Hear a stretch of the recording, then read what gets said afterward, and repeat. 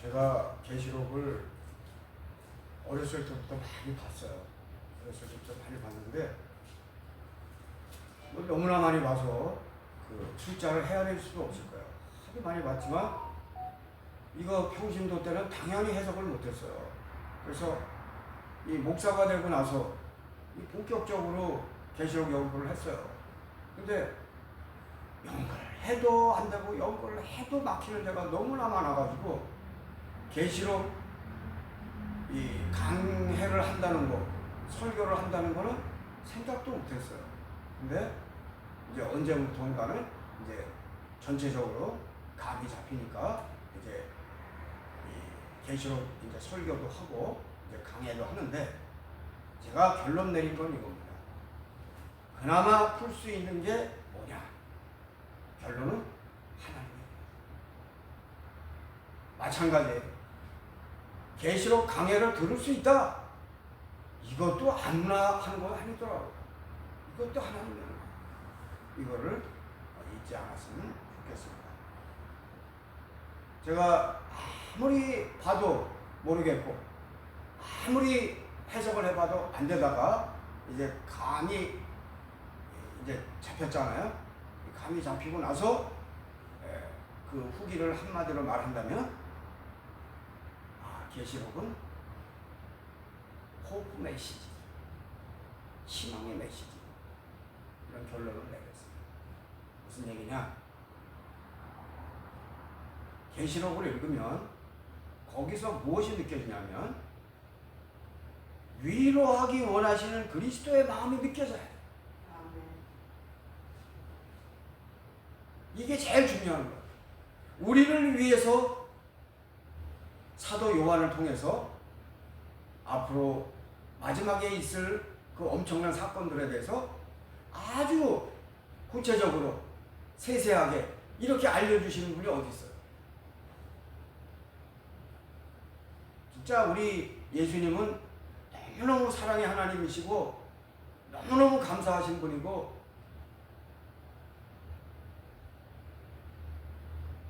오늘도 제가 설교 시간에 말씀드렸지만 우리가 구원을 어떻게 얻습니까? 예수님의 목숨값으로 얻는 거예요. 우리가 천국에 가는 데 있어서 우리가 역할을 담당할 수 있는 게 없어요. 공로는 오직 예수님이에요. 그런데 마지막에는 이 계시록까지 사도 요한을 통해서 우리에게 주셨다는 것은 이거 사랑이에요. 아멘. 예수님의 사랑인 것을 알 수 있기를 바랍니다. 근데 대부분은 아무리 읽어봐도 몰라요. 저도 그랬어요. 통신도 때 아무리 읽어봐도 뭐 이거는 뭐 이거 같고 저거는 저거 같고 감이 안 잡히더라고요. 이제는 좀 잡히니까 이제 강해도 하고 이제 설교도 하는 거예요. 이게 쉽게 되는 건 아니더라고요.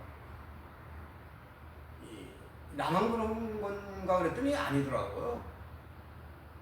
신학자라고 하는 사람들, 교수들이라고 하는 사람들도 이 계시록의 상징이라든가 흐름 정확하게 모르더라고요. 그게 현실이에요. 그래서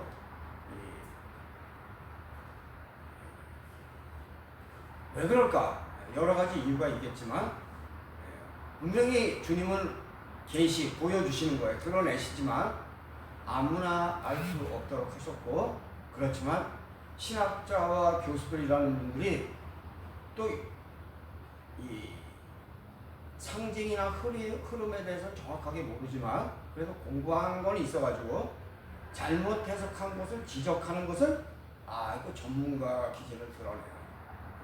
그런데 그 학자들 중에 말 잘못하는 사람이 있어요. 그거 큰일 납니다. 해석을 잘하고 있는데 이단이라고 이야기하면 어떻게 될 것 같아요? 지옥 갑니다.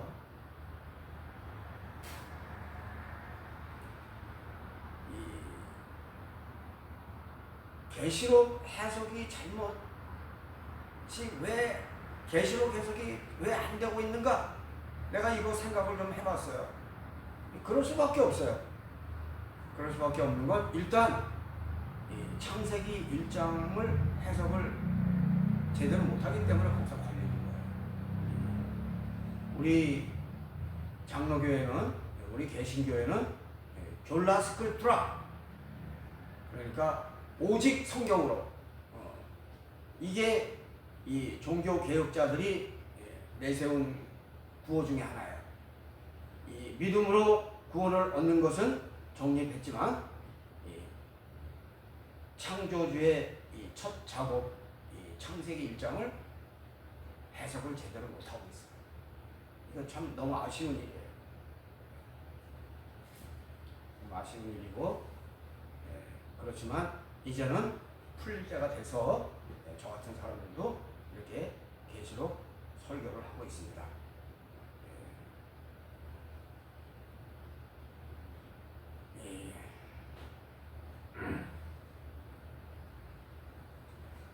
학자들은 계시록을 잘못 해석한 것을 쉽게 찾아낸다고 그랬잖아요. 그래서 이단과 정통을 구분할 수 있는 능력은 충분하다고 볼 수 있어요. 그러나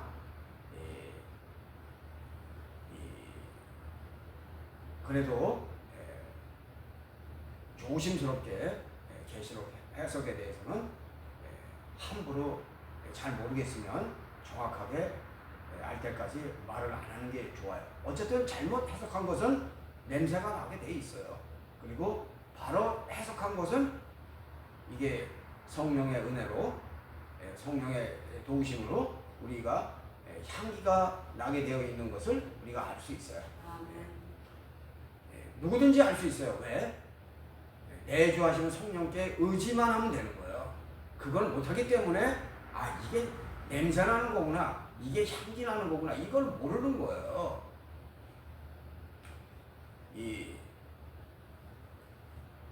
어쨌든 계시록은 무엇이냐? 모든 동서복음의 모든 교회가 반드시 알아야 하는 하나님 말씀이에요. 소아시아의 7교회에 보내는 서신서인데, 말세에 교회가 어떻게 해야 할지 알려주는 지침인 거예요. 그래서 계시록의 핵심은 뭐냐? 계시록의 핵심이 뭐예요? 계시록의 핵심은 제가 자주 여러 번 말씀드렸지만 주님의 재림이에요. 그리고 적그리스도 다음에 재림이 있고, 재림 다음에는 하나님 나라가 완전하게 임하는 것을 제가 여러 번 말씀드렸어요. 하나님 나라는 주님의 탄생으로부터 시작해서 성도들의 마음속에 하나님의 나라는 존재하기 때문에 이 세상에 부분적으로 임해서 주님 오실 때 완전하게 임하게 되는 것을 우리가 여러 번 들었을 거예요. 결론은 뭐냐? 우리는 새 하늘과 새 땅에서 살게 되는 게 이게 최종 결론인데, 이게 새 하늘과 새 땅 그러면 신천지, 그래서 아주 기분이 나빠요. 그런데 새 하늘과 새 땅이 신천지하고 똑같은 말인 건 맞아요. 그렇지만 신천지는 이단인 거예요. 왜? 교주를 신격화하는 데는 다 이단인 거예요. 그것도 보통 이단이 아니라 사이비 이단인 거예요. 사이비자가 붙으면 이건 완전 이단이라는 거예요. 계시록은 사도 요한이 환상 중에 본 것을 적나라하게 우리에게 보여주는 너무나도 복된 책이에요. 성도들은 하나님 나라에 막 들어갈 사람과 같이 살아야 되는 것을 계시록을 통해서 우리에게 보여주고 있는데, 두렵고 떨리는 마음으로 구원을 조금씩 잠시 개가는 마음으로 하나님 나라를 정복해 가야 돼요. 이런 마음으로 신앙생활을 할 수 있기를 바랍니다. 땅을 갈구고 일구듯이 하나님 나라를 잠식하고 정복하고 사모하면서 살아갈 수 있기를 진심으로 바랍니다. 자, 아담에게 왜 경작하는 것을 가르쳐 줬을까요? 하나님이 가르쳐 줬어요. 성경에 보니까 땅을 경작하듯이 하나님 나라를 나의 것으로 만들어가는 작업을 하는 우리가 되기를 하나님은 원하시는 거예요. 마음을 경작하는 과정이 신앙생활에, 그 사람의 신앙생활에 수준 뭐 정도라고 볼 수 있는데, 예, 하나님 나라를 나의 것으로 만들어가는 작업 중에 중요한 것이 뭐냐? 이게 계시록을 잘 알아야 돼요. 첫 번째가 계시록을 잘 알아야 되고, 두 번째가 주님의 뜻대로 고난 가운데 어렵게 신앙생활하는 성도들에게 하나님 나라의 혜택을 누릴 때가 얼마 남지 않았으니까 참고 기다릴 것을 요구하고 있는데, 주님의 능력의 무한함에 기댈 수 있고 편안하게 정진할 것을 바랄 수 있어야 되는 거예요. 계시록은 다른 성경을 다 잘 알고 있는 성도들이 마지막으로 올인하여 보는 책이다.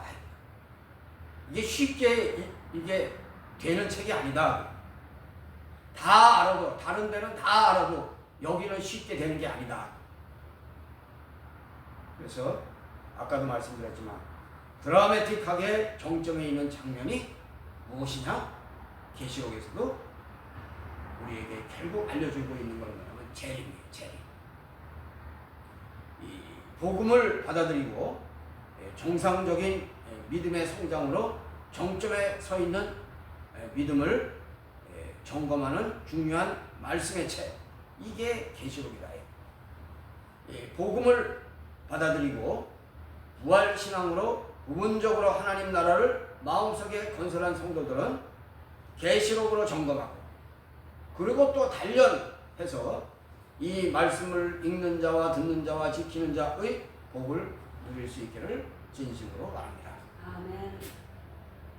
여기서 듣는 자는 뭐 옛날에 듣는 자라고 하는 거는 뭐 옛날에 성경을 읽을 수 없으니까 듣는 자라는 뜻도 있지만, 현대에 있어서는 이게 듣는 자라는 게 강해를 듣는 것을 의미하기도 해요.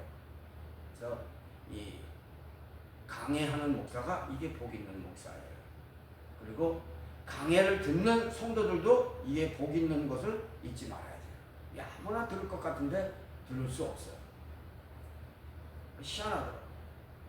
그래서 계시록을 강해하는 도시가 복 있는 도시고, 강해를 듣는 도시가 거룩한 도시가 되는 거예요. 그래서 성경이라는 이 대하 줄거리의 정점에 아까 무엇이 있다고 그랬어요? 재림이. 재림이 왜 정점에 있는지 우리는 알고 넘어가야 될 거예요. 창조의 정점부터 우리는 점검해야 돼요. 창조의 정점에 무엇이 있어요? 아담이 있잖아요. 아담은 하나님 창조의 최고 정점에 있는 거예요. 아담은 흙으로 만들어진 존재이지만 영원한 생명을 소유한 완벽한 존재였어요. 엄격하게 말하면 하나님께서 만드셨지만 하나님의 자녀로 태어난 거예요. 아담은 천하를 휘두르는 권세를 가지고 태어난 거예요. 태어날 때 태생이 다른 거예요.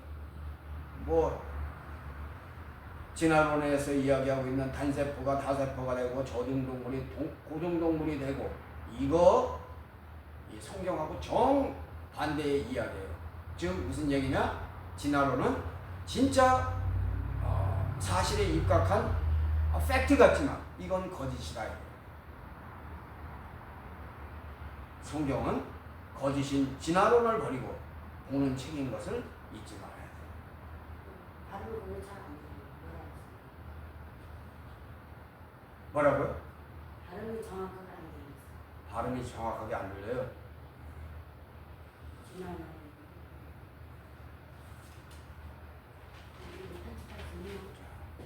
창조의 정점에 아담이 있고, 아담은 영생을 소유한 자로 태어났잖아요.